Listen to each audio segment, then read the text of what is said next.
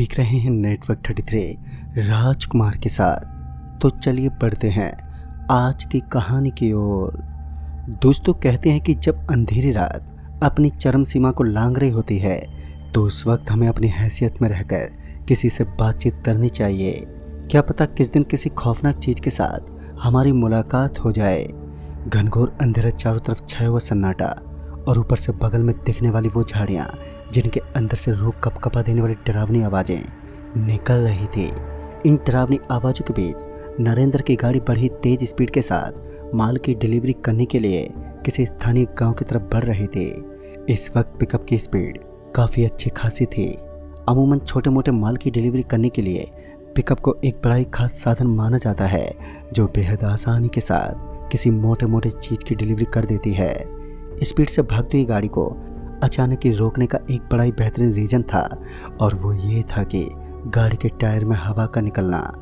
ऊपर से गाड़ी के अंदर माल को दबा दबा कर भरा गया था, जिस वजह से अब थोड़ी ही दूर आगे चलने के बाद गाड़ी का टायर फट सकता था।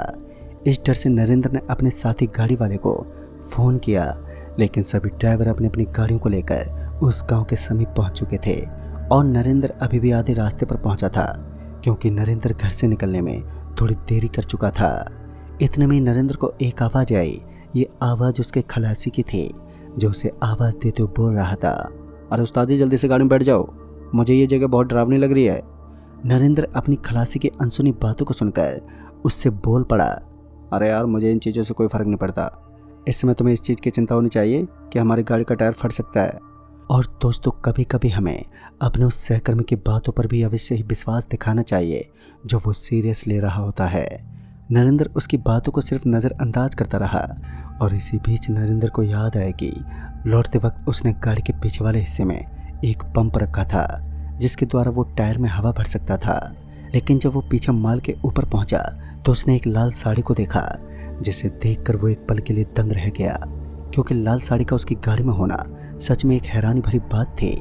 खैर, ऐसा भी तो हो सकता था कि लौटते समय उसकी गाड़ी ने किसी पेड़ के ऊपर से ऐसी चीज़ को अपने अंदर अटका लिया हो जो किसी महिला की साड़ी थी। उसने उस साड़ी को अपनी गाड़ी से नीचे फेंक दिया और उस पंप को ढूंढने लगा जिसकी उसे इस समय सख्त आवश्यकता थी। वो पंप तो नहीं मिल पाया, लेकिन थोड़ी देर के बाद नरेंद्र को एक कार आती हुई दिखी। ठंडी ठंडी हवाएं उस गर्मी के मौसम में एक राहत की सांस तो अवश्य ही प्रदान कर रही थी, लेकिन दूसरी तरफ टेंशन के मारे नरेंद्र का माथा खिसक ही चुका था। फिर नरेंद्र ने उस कार ड्राइवर को गाड़ी रोकने का इशारा किया, लेकिन पता नहीं उस ड्राइवर को ऐसा क्या सूझा कि उसने गाड़ी को इतनी स्पीड से उसके करीब से निकाली कि नरेंद्र की आंखों में छोटी मोटी कंकड़ियाँ उछलकर गिर पड़ी।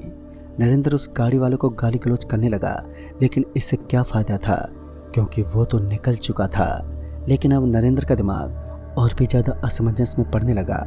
उसके तत्पश्चात नरेंद्र ने अपने साथी ड्राइवर को फ़ोन किया तो उनमें से एक ड्राइवर ने बताया कि वो डिलीवरी ख़त्म कर चुका है और उसके बाद उसी हाईवे पर पहुंच जाएगा जहां उनकी गाड़ी रुकी हुई है।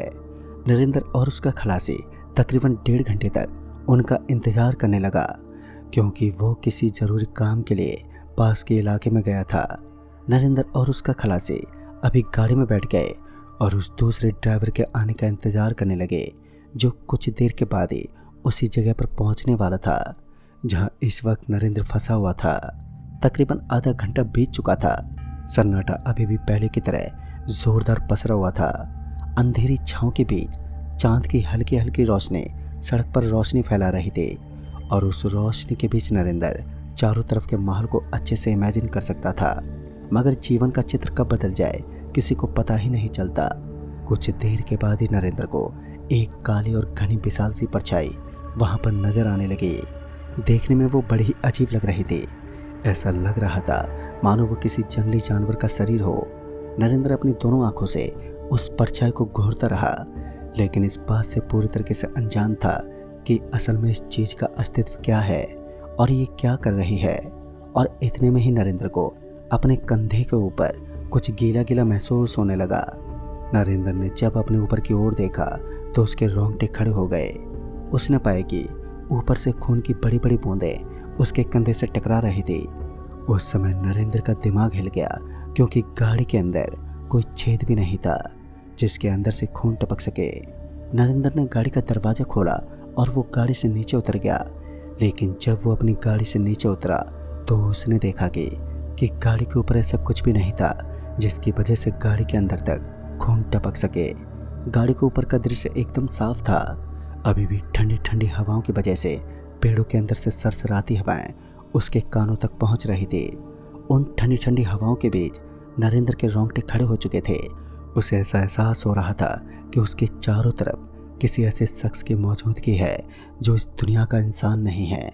इतने में नरेंद्र का खलासी उसे आवाज़ देते हुए बोला, अरे उस्ताद जी, सामने की तरफ तो देखिए, वो क्या चीज़ है। जब नरेंद्र ने अपने सामने की तरफ देखा तो नरेंद्र अपनी ज़िंदगी में नरक का एक ऐसा दृश्य देख रहा था जो कमज़ोर दिल वाले इंसान की तो मौत हो सकती थी। नरेंद्र देखता है कि फटी हुई सड़क के अंदर से एक औरत बाहर निकल रही थी और उसके हाथ पैरों के अंदर से खून बह रहा था। साथ ही उसका पूरा शरीर दिखने में बड़ा ही अजीब लग रहा था। नरेंद्र को विश्वास था कि इस औरत में कुछ तो गड़बड़ है। भला एक औरत रात के 12 बजे के आसपास इस जगह पर क्या कर रही होगी, और साथ ही उस औरत के चलने का अंदाज भी थोड़ा अजीब था।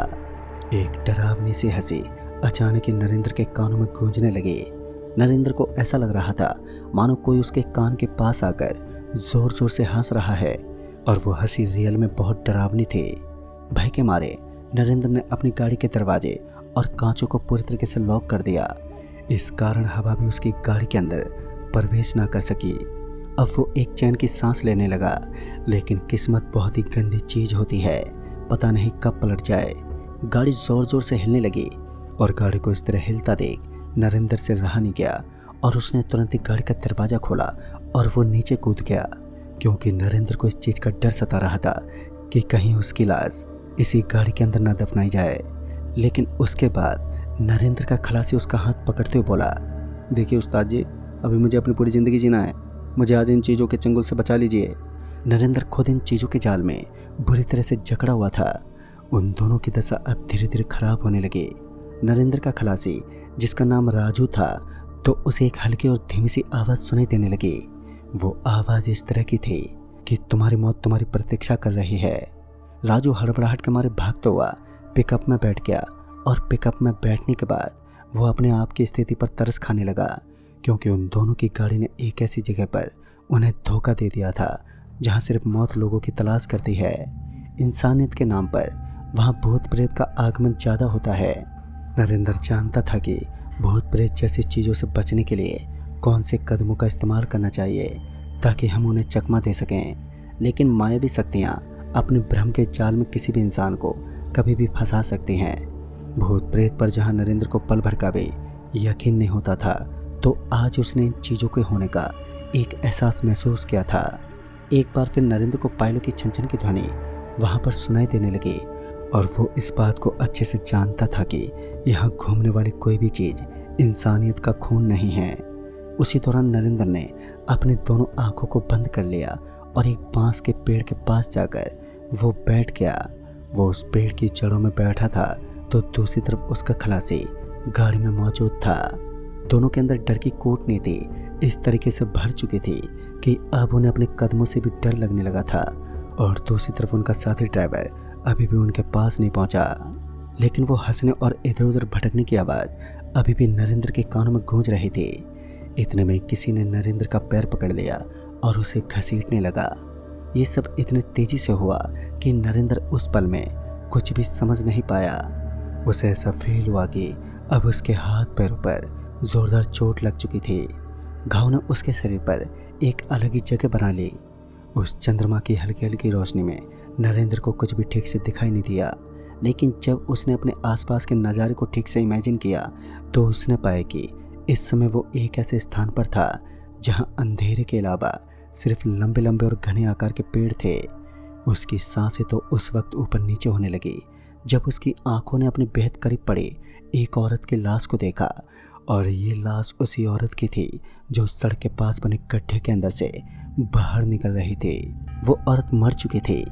ताजुब की बात तो ये थी कि मरने के बावजूद भी उसने अपनी आंखें खोली और एक बार फिर अपनी डरावनी हंसी के साथ नरेंद्र के अंदर दहशत का तूफान खड़ा कर दिया। नरेंद्र तो पहले से पसीने से तर हो चुका था और अब उसकी रूह कपकपा देने वाले भयानक नज़ारे ने उसकी जान को हलक में ला दिया। वो आहिस्ता आहिस्ता वहाँ से उठने लगा और उसके बाद वो औरत किसी जिंदा लाश की तरह इधर से उधर भटकने लगी। ये नज़ारा कोई खेल नहीं था, बल्कि एक ऐसी डरावनी हकीकत थी जो बड़े बड़े लोगों की रूह कपकपा देने में पूरी तरह से कायम थी। नरेंद्र को उस समय सबसे ज़्यादा डर उस औरत की भयानक मुस्कान से लग रहा था, जो सच में बेहद खौफनाक थी। नरेंद्र पता नहीं इस वक्त किस स्थान पर पहुंच चुका था, जहां सिर्फ घनघोर अंधेरे की छांव और सन्नाटे भरी चादर लिपटी हुई थी। उसके बाद जब नरेंद्र की आंखों ने वहां चारों तरफ के माहौल को एक बार फिर से देखा, तो उसने पाया कि चारों तरफ एक लंबी चौड़ी दीवार बनी थी और उस दीवार के अंदर से एक रास्ता जा रहा था। ऐसा लग रहा था मानो उस रास्ते को तोड़फोड़ करके बनाया गया हो। अपने शरीर पर जख्मों को महसूस करते हुए नरेंद्र उठने का प्रयास करने लगा। वो किसी तरह उठ तो गया, लेकिन उसके पैरों पर आई भारी भरकम चोट की वजह से वो अपने कदमों को जल्दी जल्दी पटक पाने में पूरी तरह से नाकाम था। वो बेहद धीमे धीमे उस टूटी फूटी दीवार की ओर बढ़ने लगा। नरेंद्र की किस्मत ने आज उसका साथ नहीं दिया, तो एक बार फिर वो लड़खड़ाते हुए धड़ाम से वहीं नीचे गिर पड़ा और उसके गिरने की आवाज़ इस बार इतनी तेज थी कि उसका दाहिना हाथ टूट गया और उसका हाथ टूटते ही उसे बहुत ज़्यादा दर्द होने लगा और इस बार उसकी चीख पुकार की वजह से वहाँ का माहौल ही हिल गया। वो पूरा हताश हो चुका था।